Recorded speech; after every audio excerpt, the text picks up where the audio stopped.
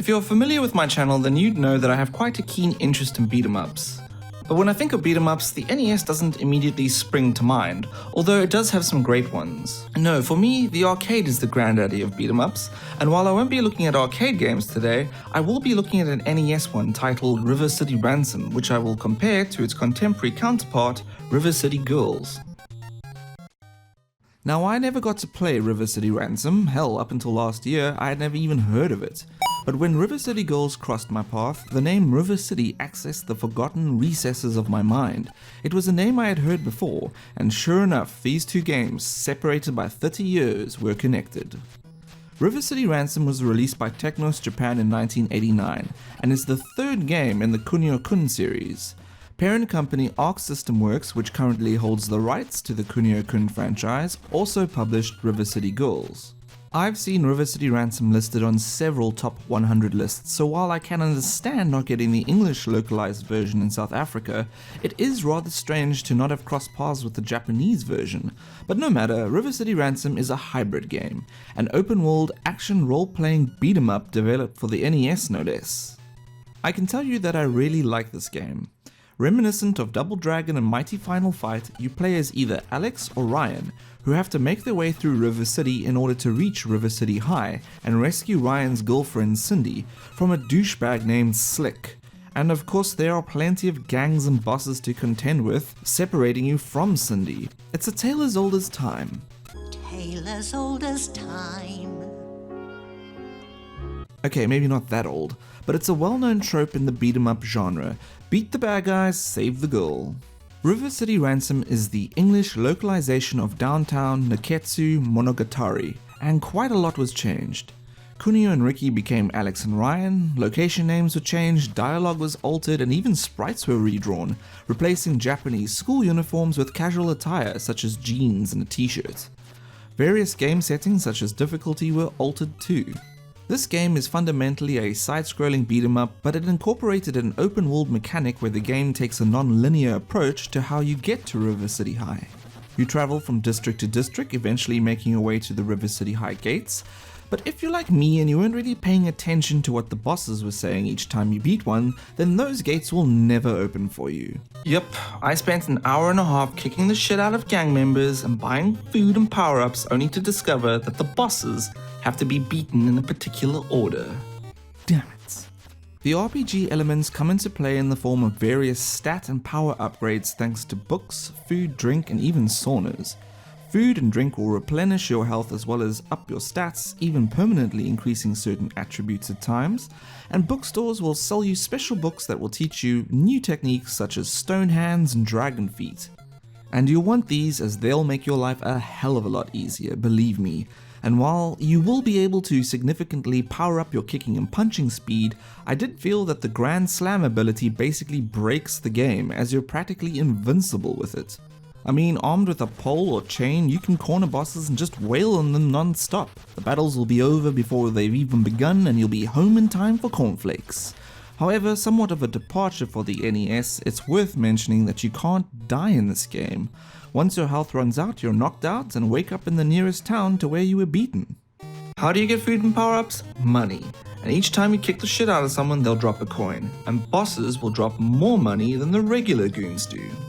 Once you've defeated a boss, such as the twins, it's possible to leave an area, re-enter, and re-battle the same bosses ad nauseum, in order to farm coins should you be up for the grind.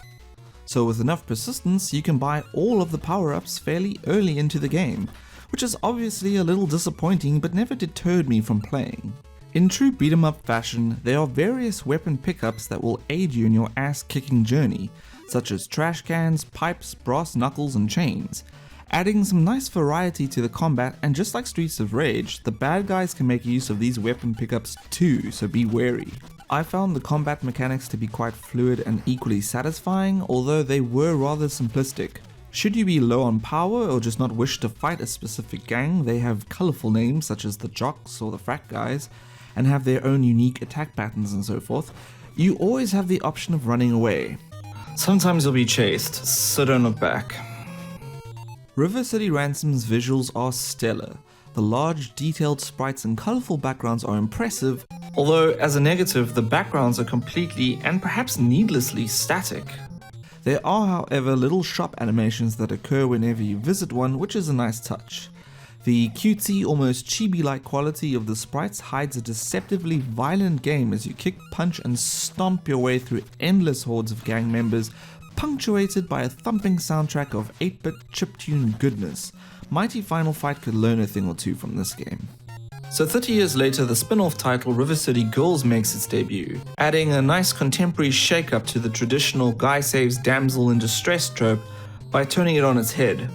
In River City Girls, it's up to two street-smart and tough-as-nails high schoolers, Kyoko and Misako, to fight their way across River City and save their boyfriends, Kunio and Ricky, or if you're familiar with the original English localization, Alex and Ryan. Kunio was the original series mascot, and River City Ransom was the first game in the series where Kunio teamed up with rival Ricky. So right off the bat, the first thing you'll notice about River City Girls is the graphics. It uses a 2D pixel graphics style which falls in nicely with River City Ransom, almost as if it was a natural pixel evolution as opposed to a conscious design path. Regardless, the effect is superb. The graphics are bright and lively, and the sprites look great too. The use of speech, such as the principal's intercom announcements or just the general trash talk, is utilized wonderfully here, to the point where it feels like you're playing in an anime. It's great. The animated intro and manga-like pages used to progress the story is a nice addition to River City Girls as well. It really gets you pumped for the ass-kicking buffet you're about to embark on.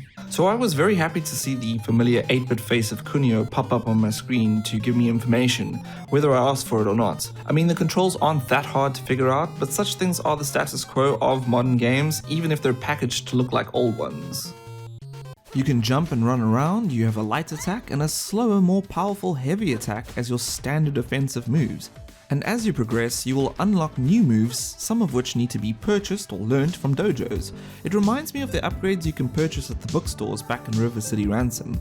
Other similarities include endless hordes of respawning enemies each time you enter, exit and re-enter an area, meaning that coin farming is a possibility yet again, and familiar weapon pickups such as the chain and blue garbage can return once more. Awesome. While you can enter and exit an area at your leisure, dodging every enemy, you will be required to periodically defeat all the enemies on screen at certain points during these screen lock battles, which is pretty cool.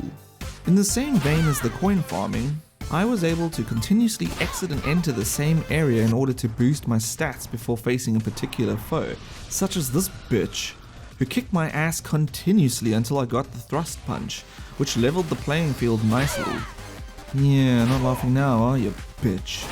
As with River City Ransom, River City Girls also has simultaneous co-op mode, and you have the option of switching friendly fire on and off. Although I like the friendly fire option, as it reminds me of games like Streets of Rage and Battletoads. Is River City Ransom still good today? Yes indeed. It's a wonderful hybrid of a game with a strong focus on beat-em-up action sprinkled with a dash of RPG goodness. And despite the few niggles that plague this game, I only wish that I had the opportunity to play it when I was a kid. Be that as it may, it definitely still holds up today, and by extension, it has successfully laid down the groundwork for the awesomeness that is River City Girls. Have you played River City Ransom? And if so, what do you think? Does it still hold up today, and is it still worth playing now that River City Girls is here? I would love to hear what you guys think. Well, that's it for this week. As always, thank you for watching. If you've enjoyed this video, then please give it a thumbs up, comment, and most importantly, subscribe, and click that bell icon wherever it may be to ensure that you never miss an episode. Until next time, keep playing retro.